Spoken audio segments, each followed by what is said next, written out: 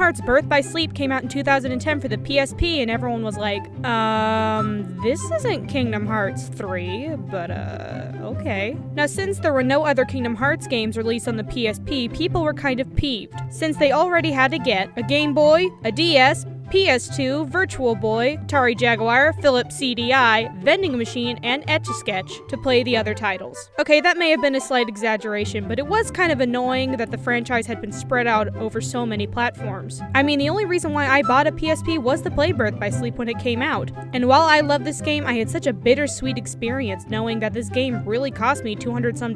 Regardless, people still bought it, and Birth by Sleep is definitely one of the better Kingdom Hearts titles. It has one of the best combat systems and definitely the most impactful story. But anyway, if you're new to this game, here are a few basic tips and tricks for people who don't know about this game.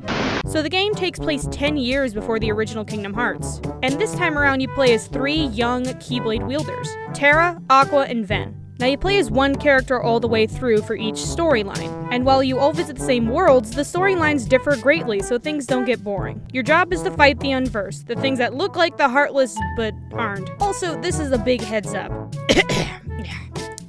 This guy is kind of important, so listen up. Now, Birth by Sleep dives into a lot of character backstories and sets up some major for later games, so get ready to be like, oh, so that's why that character is such a little. Honestly, Birth by Sleep has to be the strongest story in the franchise, and also it'll make you want to curl up into a ball and cry. Okay, so like I said, you play as 3 different characters, and each have their own storyline and everything comes full circle once you complete all 3 stories. If you want the full circle to be less, play in this order: Terra, Ven, Aqua. While you can do it in any order, it's just more enjoyable because it's like working on a puzzle. If you start the puzzle the wrong way, your puzzle could look like a gaping anus because you're still missing the butt plug piece. If that makes any sense. That was unexpected. So when you start the game, you're going to be able to choose your difficulty. And yeah, if it's your first time and you're a total weenie, you might want to play on standard. Or if you're a super weenie, then you play on beginner.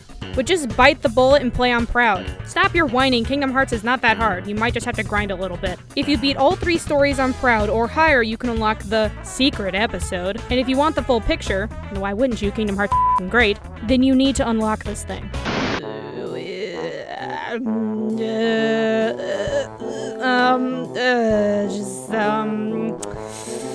Is this Roxas? No. You gotta play the game first. Yes, Ven looks a lot like Roxas. Actually, I'm pretty sure it's the same character model. But they are 2 different people, so just relax and beat the game. And then go on a wiki or something because they don't exactly make it 100% clear in the ending either. Shut up! Now, the command system is super great. Finally, Square is making use of all them buttons. The system requires a lot of experimenting and gives you a great sense of progress. The game does a pretty good job of explaining how it works, so I won't bother with the details, but there are 2 commands that are just the best. Fire and Lightning Surge. Where do I start with these 2?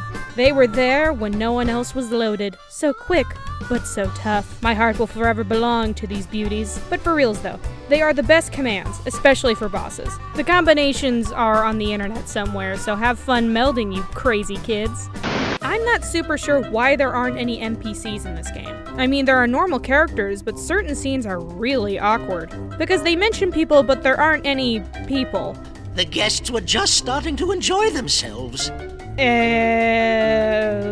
Okay, what the Kingdom Hearts 2 did this as well, but it was only like in one place. But Birth by Sleep is kinda shameless about it. Actually, when you're fighting in the Coliseum, I like to think the gods are watching you from the sky, but it's still super awkward. I don't know, maybe it's a software thing where if they try to put too much on the screen, the PSP would explode or something. I don't know, man, I just don't know.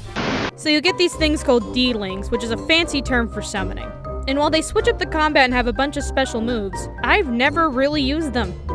Never. And they're kinda pointless because you can clear out a room with just basic stuff. Same with potions and consumables. Like the second you get cure, they are completely irrelevant. Except for one boss battle. It's the Lingering Spirit.